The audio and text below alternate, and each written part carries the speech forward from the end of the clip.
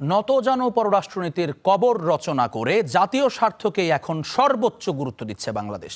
সংসদে এমন বার্তা দিলেন পররাষ্ট্রমন্ত্রী খলিলুর রহমান। এ সময় মক্কা চুক্তি প্রশ্নে তিনি জানান, বিষয়টি ইতিবাচকভাবেই দেখছে সরকার। যোগ দেওয়ার বিষয়টি নির্ভর করছে সদস্য 3 দেশের সিদ্ধান্তের উপর। ত্রয়োদশ জাতীয় সংসদের তৃতীয় অধিবেশন জিজ্ঞাসা ও উত্তর পর্ব শুরু হচ্ছে। প্রথম দিনই সংসদ সদস্যদের প্রশ্নের মুখোমুখি পররাষ্ট্রমন্ত্রী খলিলুর রহমান। মাননীয় মন্ত্রী কি বলবেন যে এখানে বাংলাদেশের সুবিধাটা কি হবে এই প্যাক্টে যুক্ত হলে, বা বাংলাদেশ এই প্যাক্ট থেকে কি পেতে যাচ্ছে? উঠে আসে দেশের পররাষ্ট্রনীতি, মক্কা চুক্তি, গঙ্গা চুক্তির নবায়ন ও তিস্তা মহাপরিকল্পনার মতো বিষয়। জবাবে পররাষ্ট্রনীতিতে ঢাকার দৃঢ় অবস্থানের কথা জানান খলিলুর রহমান। বলেন, বাংলাদেশ আর কারো কাছে মাথা নত করবে না।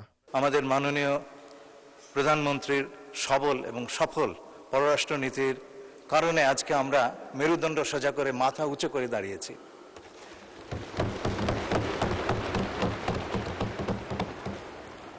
আমাদের প্রধানমন্ত্রীর নেতৃত্বে এই পররাষ্ট্রনীতি আমরা এগিয়ে নিয়ে যাব এবং আর কখনো বাংলাদেশ কারো কাছে মাথা নত করবে না। আমরা নতজানু পররাষ্ট্রনীতির কবর রচনা করেছি। মক্কা চুক্তিকেও ইতিবাচকভাবে দেখা হচ্ছে জানিয়ে তিনি বলেন, এতে বাংলাদেশের যোগ দেওয়ার বিষয়টি নির্ভর করছে চুক্তির সদস্য 3 দেশের সিদ্ধান্তের উপর। আমরা এতে এই প্যাক্টটিকে ইতিবাচক হিসেবে দেখছি। এই প্যাক্ট এটা যদি বিস্তৃত হয় এবং এটা হচ্ছে বিশ্ব মুসলিম সমাজের আত্মরক্ষার একটি ব্যবস্থা এবং এটা আমাদের পরিবারের, মুসলিম পরিবারের আভ্যন্তরীণ বিষয়। সুতরাং এইটা নিয়ে কারো অন্যান্যদের উদ্বেগের কোনো অবকাশ নাই।